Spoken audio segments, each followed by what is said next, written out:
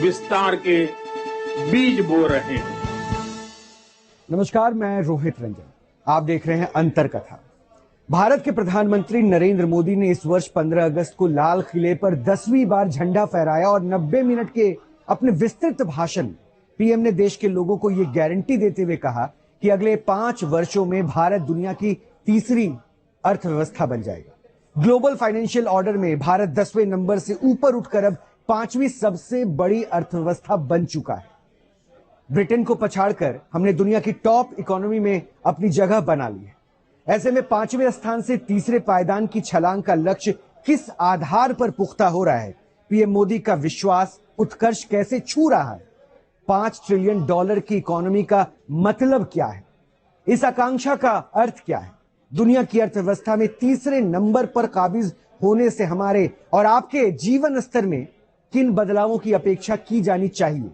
अंतर कथा में पहली सेशन इन्हीं सवालों का। 1 ट्रिलियन मतलब 10 खरब। 1 ट्रिलियन में 1 के बाद 12 शून्य होते हैं। गणित का शून्य अर्थशास्त्र में एंट्री लेते ही अपने अदृश्य से वजूद की वास्तविक धाक छोड़ता है। तब आभास होता है कि अर्थव्यवस्था में 1 के बाद 1 लगने वाला ये शून्य शून्य नहीं, कुछ पूर्ण भी है। 10,000 रुपए में 1 शून्य आगे जुड़ जाए तो 1 लाख हो जाता है। फिर 1000 और लाख के बीच का फर्क क्या है, ये आपको बताने की जरूरत नहीं है। देश की अर्थव्यवस्था को प्रधानमंत्री नरेंद्र मोदी $5 ट्रिलियन तक ले जाने का पूर्ण विश्वास जता रहे हैं। 5 के आगे 12 शून्य लगते देख रहे हैं। देश में अगले 5 साल के भीतर $5 ट्रिलियन यानी 50 खरब डॉलर की इकोनॉमी होने का भरोसा क्यों विस्तार ले रहा है? या देश के पीएम क्यों विभिन्न मंचों से ये बात दोहरा रहे हैं कि अगले 5 साल में भारत दुनिया की तीसरी सबसे बड़ी अर्थव्यवस्था बनकर विश्व पटल पर उभरेगा?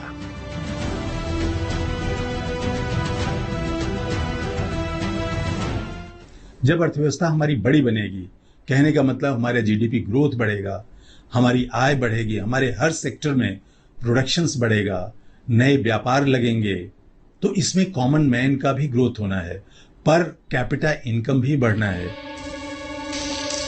इंटरनेशनल मॉनेटरी फंड यानी अंतर्राष्ट्रीय मुद्रा कोष, जो अपने सभी 190 देशों के सतत विकास और समृद्धि के लिए काम करता है, उसने अगले 5 साल में बिगेस्ट इकोनॉमीज का प्रोजेक्शन सामने रखा है। इसे आप अगले 5 साल में दुनिया के सबसे बड़ी अर्थव्यवस्थाओं के क्रम का तार्किक अनुमान समझ सकते हैं। दुनिया की अर्थव्यवस्था को लेकर आईएमएफ ने जो अनुमान जारी किया है, उसकी तस्वीर कुछ ऐसी उभरती है।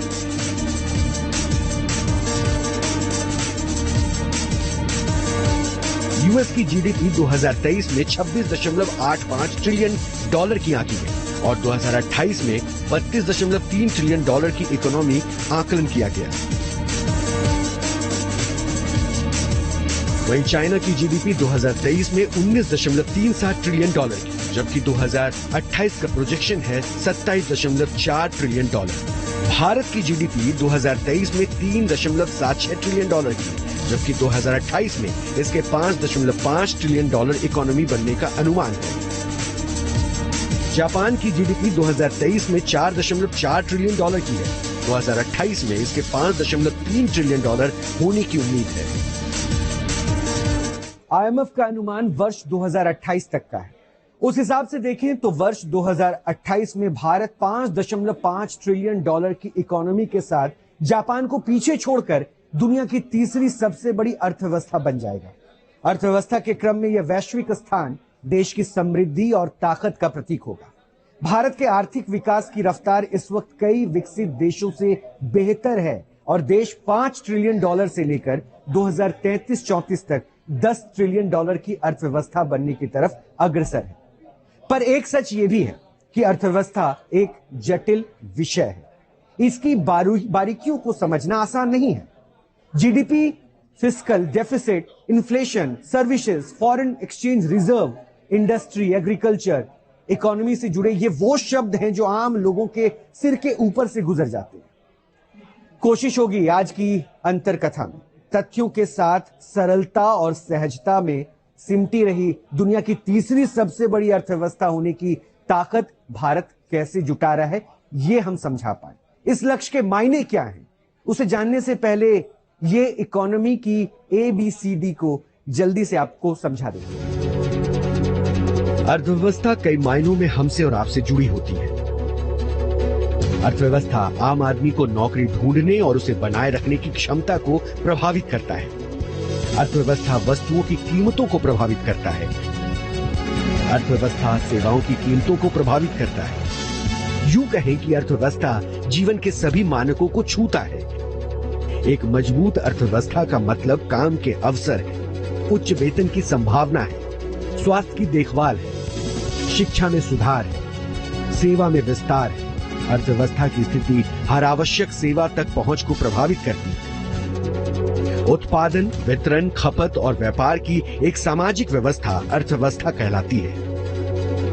देश समृद्धि का लक्ष्य लेकर अपने समस्त संसाधनों को विवेक और कुशलता के साथ इस्तेमाल करता है ताकि आर्थिक तौर पर उसकी स्थिति मजबूत हो सके। अर्थव्यवस्था के चश्मे से देश को देखना एक बड़ा नजरिया है, इसलिए इसका गणित बड़ा होता है। गणना के जाल जटिल दिखाई देते हैं, पर अर्थव्यवस्था के इस चश्मे को देश से हटाकर परिवार, जो कि समाज की पहली इकाई है, उस पर शिफ्ट करें तो बात आसानी से समझ आती है कि परिवार के स्तर पर भी हम इसी कोशिश में लगे हैं कि हमारी आर्थिक उन्नति हो, इससे समृद्धि बढ़ेगी, खुशहाली का विस्तार होगा। जैसे परिवार का मुखिया घर के लोगों की खुशहाली के लिए आर्थिक उन्नति का प्रयास कर रहा है, वही प्रयास देश का मुखिया होने के नाते PM मोदी भी कर रहे हैं। देश की आर्थिक उन्नति का सीधा संबंध देश के लोगों से जुड़ता है।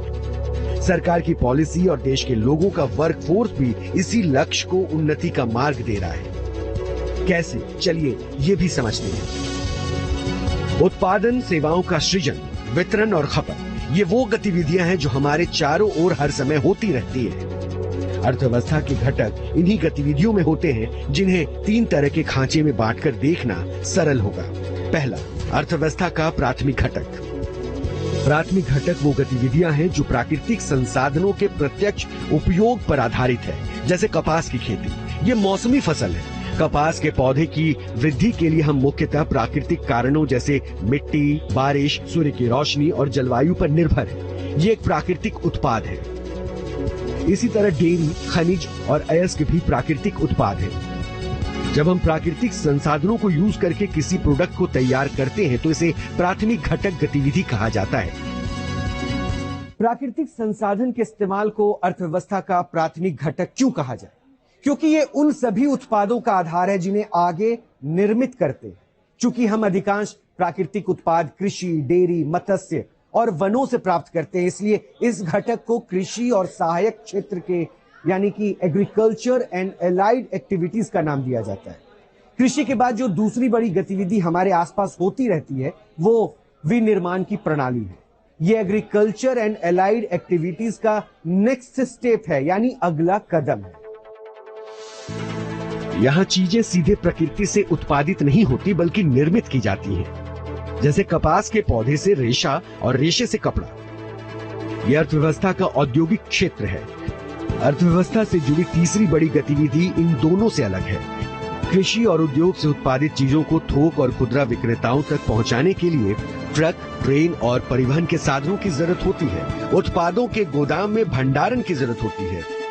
उत्पादन और व्यापार में सहूलियत के लिए बैंकिंग सेवा और संचार सेवा की जरूरत होती है। इन सब से जुड़ी गतिविधियां भी अर्थव्यवस्था का तीसरा अहम घटक है।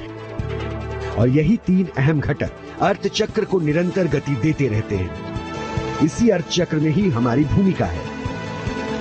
कहीं कोई उत्पादक है तो कहीं कोई वितरण से जुड़ा है, कोई सेवाओं से तो कोई खपत से। जाहिर है, ऐसे में जब देश की अर्थव्यवस्था उन्नति का रुख लेगी तो इसका सीधा फायदा देश के नागरिकों को ही मिलेगा।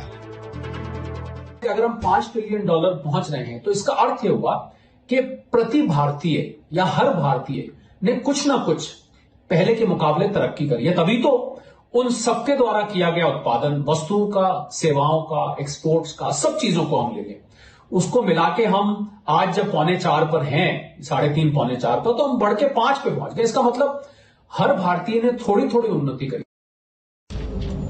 साल 2019 में प्रधानमंत्री नरेंद्र मोदी ने $5 ट्रिलियन इकोनॉमी के लक्ष्य का मतलब सरलता से समझाते हुए तब कहा था, अंग्रेजी में एक कहावत है कि size of the cake matters, यानी जितना बड़ा केक होगा उतना ही बड़ा हिस्सा लोगों को मिलेगा। ऐसे ही अर्थव्यवस्था का लक्ष्य भी जितना बड़ा होगा, देश की समृद्धि उतनी ज्यादा होगी।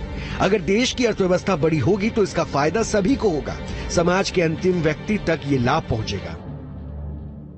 अर्थव्यवस्था की मोटी तस्वीर आपके सामने खींचने के बाद ये आप समझ गए होंगे कि देश की आर्थिक स्थिति जितनी स्वस्थ और उन्नत होगी, देश के लोगों का जीवन स्तर भी उतना बेहतर होगा। ऐसे में विचार और चर्चा के केंद्र में अब ये बात आती है कि 5 ट्रिलियन की भारी भरकम इकोनॉमी का लक्ष्य भारत के लिए आसान क्यों नजर आता है। मौजूदा दौर में भारत की अर्थव्यवस्था वैश्विक स्तर पर किस रूप में खड़ी है, दुनिया में इसका इंप्रेशन क्या है। अंतरकथा के अगले हिस्से में इन्हीं सवालों के जवाब हम तलाशते हैं। देश के प्रधानमंत्री अगर ये गारंटी दे रहे हैं कि अगले 5 वर्षों में भारत दुनिया की तीसरी सबसे बड़ी अर्थव्यवस्था बनेगा, तो इसके पीछे की ठोस परिस्थितियां भी दिखाई देती हैं। भारत की अर्थव्यवस्था फिलहाल काफी मजबूत दिखाई दे रही है। भारत के लिए जीडीपी ग्रोथ और जीएसटी कलेक्शन चौंकाने वाले रहे हैं और देश में बिजली की खपत का आंकड़ा अपने उच्चतम स्तर पर जा पहुंचा है। कच्चे माल की लागत में कमी आ रही है। कोरोना की महामारी ने पूरी दुनिया को चौतरफा नुकसान पहुंचाया। जीवन की दुखद क्षति तो हुई ही, अर्थव्यवस्था का पहिया भी सारी दुनिया के लिए डोल गया। आपको याद हो तो $5 ट्रिलियन की इकोनॉमी का लक्ष्य 2023-24 में ही पूरा करने का रखा गया था, लेकिन कोरोना की व्यापक और घातक पहुंच ने इस लक्ष्य को आगे धकेल दिया। कोरोना काल की क्षति से अभी दुनिया की अर्थव्यवस्था या तो कराह रही है या फिर संघर्ष कर रही है, लेकिन भारत उस संघर्ष को बहुत हद तक समेट चुका है। जनवरी 2023 तक देश में 220 करोड़ से ज्यादा कोविड टीके लगाए गए। इनमें 97% ऐसे हैं जिन्हें कम से कम एक खुराक दी गई। 90% को दोनों टीके लगाए गए। भारत का राष्ट्रीय कोविड-19 टीकाकरण कार्यक्रम 16 जनवरी 2021 को शुरू हुआ था। ये दुनिया का सबसे बड़ा टीकाकरण कार्यक्रम है। आईएमएफ का अनुमान है कि इस वर्ष यानी 2023 में दुनिया का 1/3 हिस्सा मंदी की चपेट में रहेगा और 10 जनवरी 2023 को जारी अपने ताजा वैश्विक आर्थिक संभावना रिपोर्ट में विश्व बैंक ने वैश्विक अर्थव्यवस्था में लंबे समय तक मंदी का इशारा किया है, जिसमें विकास दर 2.2% दिखाई गई है, जो बीते 3 दशकों में तीसरा सबसे कम है। आईएमएफ का यह अनुमान इस बात का इशारा है कि वैश्विक अर्थव्यवस्था में अनिश्चितता बनी हुई है, यानी अनसर्टिनिटी लगातार बनी हुई है, जबकि इसी अनिश्चितता के बीच वर्ष 2022-23 के लिए भारत के अग्रिम जीडीपी का अनुमान लगभग 7% है। वैश्विक अर्थव्यवस्था में जहां अनिश्चितताओं के बादल मंडरा रहे हैं, वहीं भारत में आशावादी विकास, निजी खपत में सुधार, उच्च पूंजीगत व्यय, सभी को टीकाकरण के दायरे में लाना, निर्माण स्थलों पर श्रमिकों की वापसी, कॉरपोरेट की मजबूत बैलेंस शीट और ऋण के लिए पूंजीकृत सार्वजनिक क्षेत्र के बैंक जैसे परिणामों से सकारात्मक नतीजे उपजे हैं। एक और जहां अमेरिका, चीन, जर्मनी, जापान और यूनाइटेड किंगडम जैसे विकसित देश वैश्विक मानकों के आधार पर अच्छी जीडीपी ग्रोथ हासिल करने के लिए जूझ रहे हैं, वहीं मौजूदा दौर में भारत इस वक्त कई विकसित देशों से बेहतर स्थिति में है। वित्तीय वर्ष 2023-24 में अप्रैल से जून की तिमाही में भारत का जीडीपी ग्रोथ चौंकाने वाला है। भारत का जीडीपी ग्रोथ 7.8% रहा, जबकि यूएसए 2.1%, चाइना 6.3%, जापान 6%, जबकि जर्मनी -0.2%, यूके 0.4%। ग्लोबल संस्था गोल्डमैन सैक्स ने हाल ही में अपनी वित्तीय रिपोर्ट में कहा कि वित्त वर्ष 2030 में ही भारत दुनिया की तीसरी सबसे बड़ी अर्थव्यवस्था बन जाएगा। इसके अलावा मॉर्गन स्टैनली और S&P ग्लोबल ने भी उम्मीद जताई कि साल 2030 तक भारत के आगे केवल अमेरिका और चीन होंगे। इतना ही नहीं, साल 2075 तक भारत दूसरी सबसे बड़ी आर्थिक शक्ति बन जाएगा और यूनाइटेड स्टेट्स ऑफ अमेरिका को पीछे छोड़ देगा। भारत फिलहाल दुनिया की बड़ी अर्थव्यवस्थाओं में आर्थिक वृद्धि दर के मामले में पहले पायदान पर बना हुआ है। स्टील के उत्पाद में भारत अमेरिका के बाद दूसरे नंबर पर है। भारत दुनिया का 6.6% स्टील उत्पादन कर रहा है। सबसे बड़े रोड नेटवर्क की बात करें तो यहां भी अमेरिका के बाद भारत का ही नंबर है। भारत का रोड नेटवर्क 67 लाख किलोमीटर तक फैल चुका है। हथियार निर्माण में भी सरकार आत्मनिर्भरता को प्राथमिकता दे रही है। भारत के हथियार खरीद में आई कमी इसी बात का सबूत है। मेक इन इंडिया प्रोग्राम के तहत भारत सरकार का जोर है कि वो हथियारों के मामले में आत्मनिर्भर बने। यही वजह है कि भारत में निर्मित हथियारों के लिए अलग बजट का प्रावधान दिखाई दे रहा है। वो इंफ्रास्ट्रक्चर स्पेंडिंग, बुनियादी ढांचे पर जो सरकार खर्च कर रही है, क्योंकि इसका मल्टीप्लायर इफेक्ट होता है। जो 100 लाख करोड़ का नेशनल इंफ्रास्ट्रक्चर पाइपलाइन में भारत सरकार ने एक लक्ष्य लेके चले हैं, खर्च हो रहा है, रोड्स बन रही हैं, एयरपोर्ट्स बन रहे हैं, पोर्ट्स बन रहे हैं, रेलवे स्टेशन बन रहे हैं, शहरों का निर्माण हो रहा है, शहरों में खर्च किया जा रहा है, वेलफेयर स्कीम्स अलग हैं। इसके अलावा दूसरा जो सबसे बड़ी नीति मैं समझता हूं $5 ट्रिलियन इकोनॉमी तक बहुत जल्द पहुंचा सकती है, वो है मेक इन इंडिया। रक्षा क्षेत्र में प्रत्यक्ष विदेशी निवेश की सीमा को भी 49% से बढ़ाकर 74% करने का मकसद भी यही है। आधुनिक हथियार देश में निर्मित हो। कई हथियारों की खरीद पर प्रतिबंध लगाने का फैसला भी इसी पॉलिसी का हिस्सा है। साल 2018-19 में रक्षा बजट में विदेशी खरीद 46% से कम होकर 36.7% हो गई। साल 2024-25 तक भारत ने 1,75,000 करोड़ रुपए के भारतीय हथियार खरीदने का लक्ष्य तय किया है। इसके साथ ही निर्यात को बढ़ाकर 35,000 करोड़ करने का भी लक्ष्य सरकार ने रखा है। भारत दुनिया का 7वां सबसे बड़ा सर्विस एक्सपोर्टर है। अक्टूबर 2022 में जीएसटी कलेक्शन 1,51,718 करोड़ रहा, जो अब तक दूसरा सबसे बड़ा कलेक्शन है। इसी महीने में भारत में यूपीआई ट्रांजैक्शन की संख्या 12.11 लाख करोड़ रही। 21 लाख गाड़ियां बेची गई, जो कि पिछले वर्ष से 7 लाख गाड़ियां ज्यादा हैं।